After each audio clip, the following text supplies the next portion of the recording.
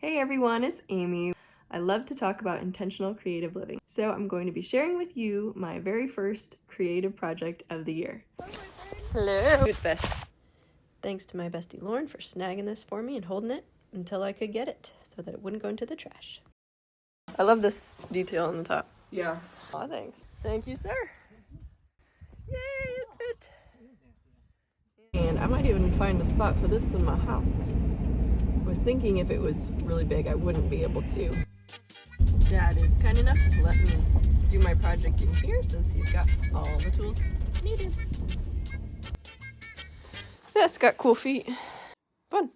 It's not easy to unwarp wood, is it? Oh, no, you're right. This one is definitely warped. Look at that. Look how far out this is in here. Look how far out that is. Maybe they're both warped. Yeah, but it is terribly warped. Yeah. Just the opposite ways. Yeah. You're gonna break it. Ah, you're gonna break it. You got a thin back thing that I could use. Do you got any more of that paneling that looks like slats?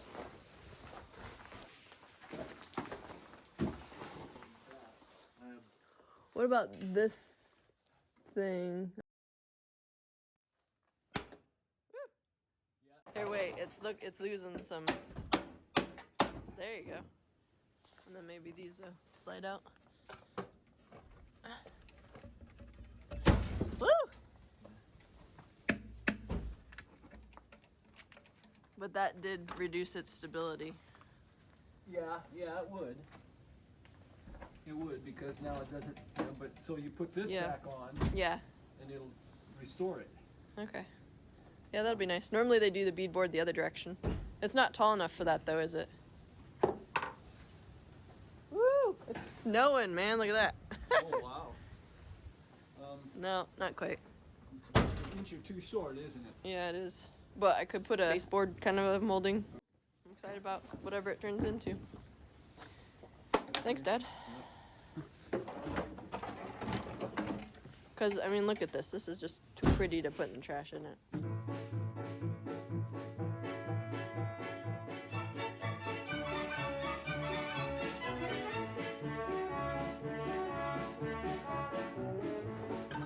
Wouldn't, oh, it's a little bubble thing. I wonder what happened to the original shelves. They said it was a wine cabinet. But they ended up using it as a TV thing. Got a crowbar? Yeah, why? I want to rip up that floor. Okay guys, funny thing. So I asked my dad if I could store this in his shop because I didn't have a place for it at my place. Didn't want to clutter up the garage more. He has all the tools there and he said sure, but he had no interest in doing another project. But as you'll see, I think he had a hard time just letting me struggle through, or maybe he was worried I'd cut a finger off. I don't know, but thanks Dad for helping me with this project, even though you said you wouldn't.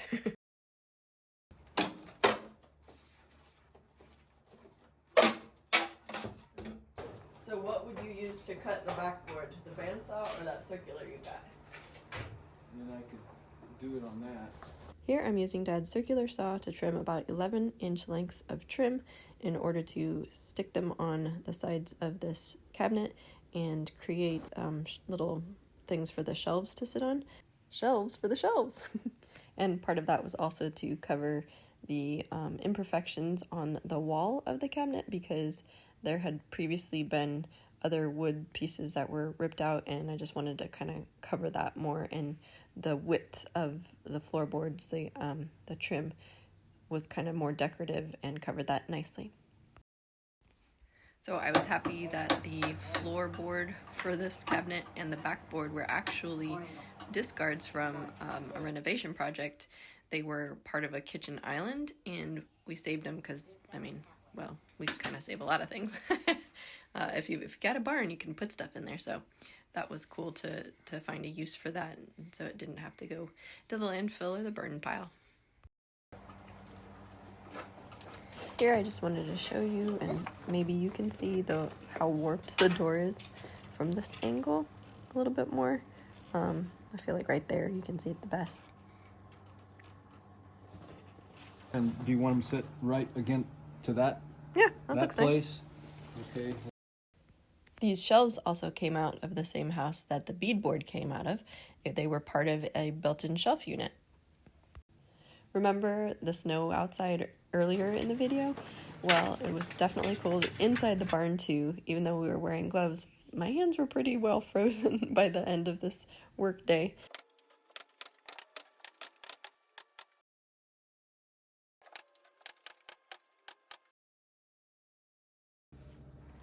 Yeah, not bad.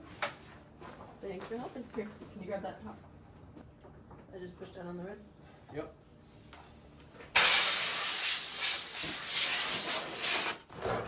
And this was my plan to unwarp the doors just to balance them and weigh down the sides that were warped upwards with cinder blocks. And unfortunately, it did nothing to help. But I was very hopeful here. Okay, you want to... Yep. At least I've got the shelf functional now, and maybe someday I'll be able to figure out how to unwarp the doors and reattach them.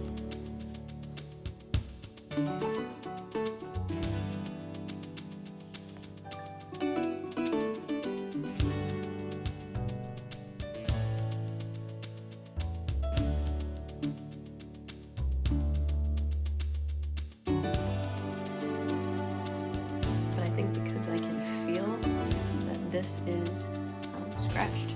I'm gonna go ahead and take the sander to it, probably 180 grit, and hopefully that will also help the polyurethane stain to fix better. Hopefully it won't bubble. I've not done this before on top of something else. We shall see. This is cool tea. Otherwise, if you put something hot on your wood surface, you'll put a little ring in it. And I think, did I say a ring in it? Yeah, there's a ring there, but that's probably not from something hot. Now, why am I filming in my bathroom? It's just because I have good ventilation, and with the temperatures outside, I can let this cure well and not have it be tacky. Doing this inside in a bathroom that already needs renovation anyway, that I don't care too much about, is probably the best place for me to do it if I want to get it done during winter. If I'm going to be putting books in here, I don't want to see the dust. So I think I'm just going to tape off this. I'm probably going to start with painting that after I sand, and then I'll go to the poly. We'll see how much I can get done before my little one wakes up. So first of all, I'm going to use this Goodfella wood filler that's already stained. That's already the deep color. I got this for a different project, getting some secondhand furniture for a family member, and fill in the spots. It's just easier than using the light color wood filler. I don't know if I should be. It says water-based, so since I kind of let it, I guess, dry out a little bit, I'm just adding some water to it to fill in where my dad's staple gun splintered the veneer off.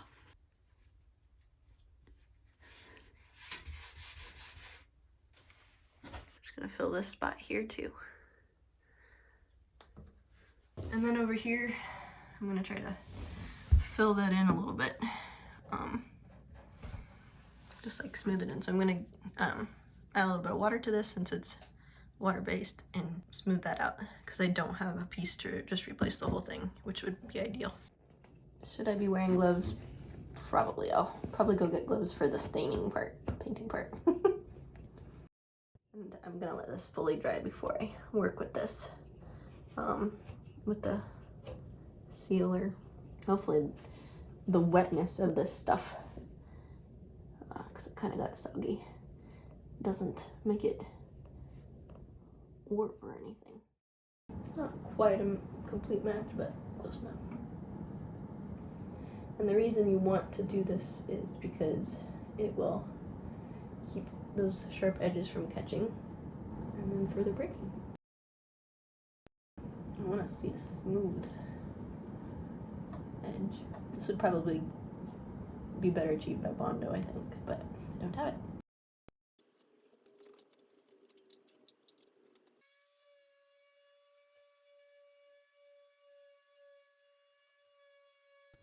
I decided not to sand the sides because they weren't in too bad of condition, and just sand over these parts that were really worn and scuffed up. Now, I went much further on this because this was a lot more dry feeling and like flaky. Down there's not too bad. This is really what I would probably care more about what it looks like, and that's why I'm not doing every single surface. The colors might not match exactly, but it's gonna be what it's gonna be. Okay, now to wipe this off.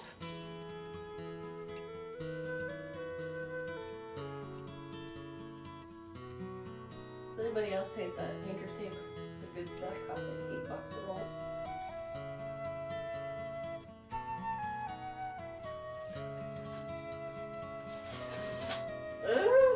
But it's worth it.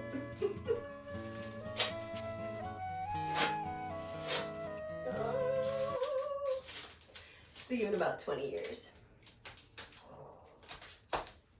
So my camera battery died, and I have had limited time with my daughter napping, and she kept napping, so I kept working, and that's where I'm at now. Is almost done with the paint for the interior, but I am seeing some, what looks like some separating of the paint on the sides. Okay, so update time. I have done the second coat on all of this, and it's not amazing, all of it except over here. That didn't look so good to me, but I touched it and it wasn't peeling off or anything, and so I did go over it with the second coat over there, and it seems fine. Everywhere else, the goal is just to freshen it up, make it look brighter inside. And I'm just putting books in here. I don't foresee it getting scratched. It is seeming to take a second coat well and be, I don't know, firm to the Dutch. I don't know. It didn't seem like it was coming apart. So it's probably not a stellar paint job, but it'll do. Now I think what I'm going to do is use this Old English scratch cover on those sides and then the polyurethane stain on the top. So it might be a little mismatchy, but I think it'll be fine. Ooh, shiny! And I think that this oil conditioner will keep it from doing that brittle breaking that we saw on the top.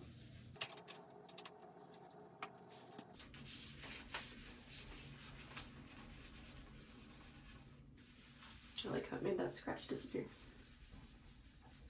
Where I put the wood filler, normally I would sand that, but it didn't seem too gritty or bumpy or anything. I played it wet and kind of smoothed it like you would pottery, so it seems fine, and I'm just gonna use the Polyshades Min Wax over there.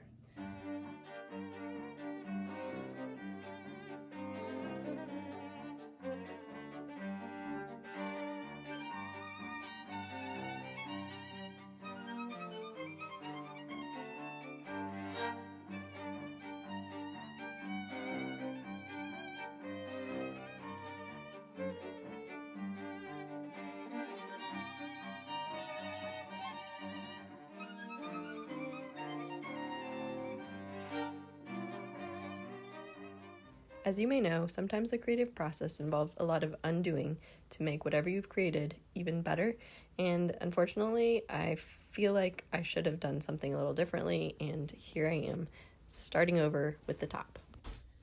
Let me show you a close-up. So this roughness is what I don't really like. That just looks pretty crummy, so I'm gonna try again, be more thorough, do a better job.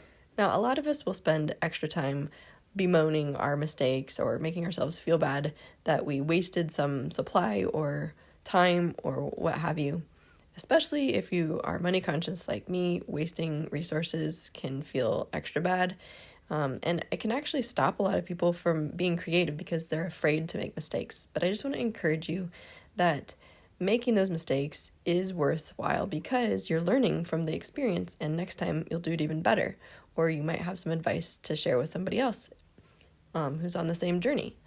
And I think my husband is the one who's encouraged me the most not to see things in light of money wasted, but lessons learned, and that lessons are sometimes priceless. So just take that away. And I hope that if you try to undertake some flip project or trash to treasure thing, that you won't get discouraged even when it doesn't go right, because honestly, in my experience, a good portion, maybe even a quarter of the portion of creating is undoing, and you can feel really good afterwards that you stayed the course. Do you remember the before? Sometimes we just have to take the time to look back and see how far we've come to really appreciate it.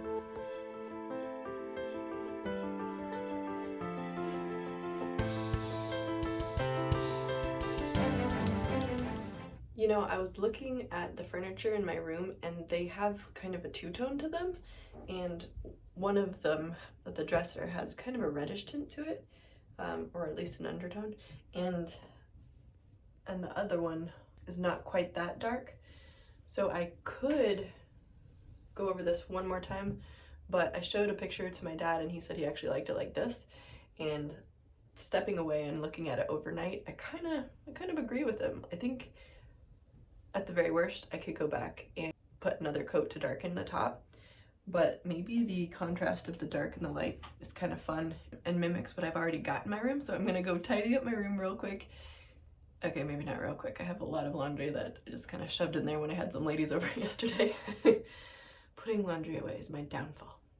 But I'm gonna go clean it up and then stick it in my room and see if I'm okay with it, and maybe I'll quit here. Yep, I did quit there. So I've left the hardware because my hope is that I will be able to reattach the cabinet doors someday. Certainly nothing's perfect, but having repaired the chip veneer, even though it's not perfect, I think that'll keep it together a lot longer.